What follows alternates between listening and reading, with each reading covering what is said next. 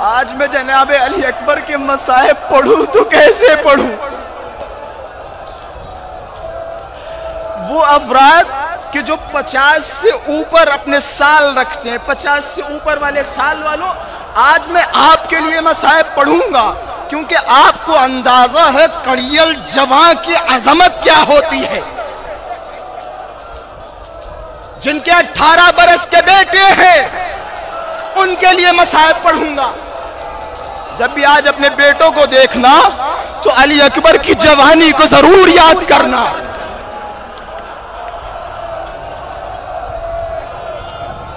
کہ اکبر جاؤ اپنی ماں لیلا سے تو اجازت مانگو۔ قربان جاؤں کربلا کی ماؤں پر۔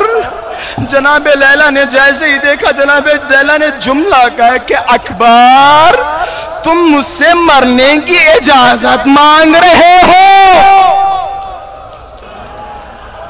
جناب علی اکبر کے لیے ایک جملہ کہا کہ اکبر تم میرے بڑھاپے کا سہارا ہو، میں کیسے تمہیں اجازت دے دوں؟ میں تصور کے لیے وہ ماں بہنیں جو خیموں میں بیٹھی ہیں، وہ باپ جو یہاں پہ بیٹھے، ان کو ایک تصور دلانا چاہتا ہوں۔ کربلا میں آپ یہ جو دیکھ رہے ہیں نا، میں آپ کو ایک تصور دلاؤں اور اپنے کلیجوں کو پکڑے اور کربلا کے کلیجوں کو یاد کرے۔ جب کسی کا جوان بیٹا، آج گھروں میں آپ دیکھیں، جب کسی کا جوان بیٹا تھوڑی دیر کے لیے ماں کی آنکھوں سے اوجھل ہو جاتا ہے اور وہ گھر پہ بتا کے نہیں جاتا ہے تو ماں پریشان ہو جاتی ہے، کبھی اس کے پاس کبھی اس کے پاس، نہ جانے میرا بیٹا کہاں گیا، آج صبح سے میرا بیٹا گھر نہیں آیا۔ سوچے جب جناب علی اکبر نے لیلا سے کہا ماں مجھے مرنے کی اجازت،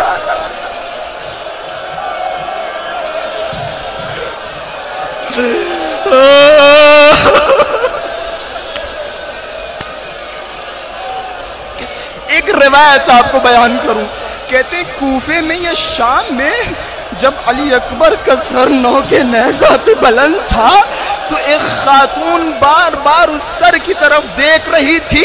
جناب لیلا دیکھ رہی ہیں، خاتون کی طرف مخاطب ہوئی اور فرمایا تم سر کی طرف کیوں دیکھ رہی ہو، کیا وجہ ہے؟ عجب نہیں، اس عورت نے کہا بی بی تم کون ہو؟ میں اس سر کو دیکھ رہی ہوں، کتنا خوبصورت ہے۔ قیامت کا جملہ کہا کہ بی بی جب میں اس سر کو دیکھ رہی تھی نا، میں خدا سے دعا مانگ رہی تھی، پروردگارا اس جوان کے مرنے سے پہلے اس کی ماں مر چکی ہو۔ ماتا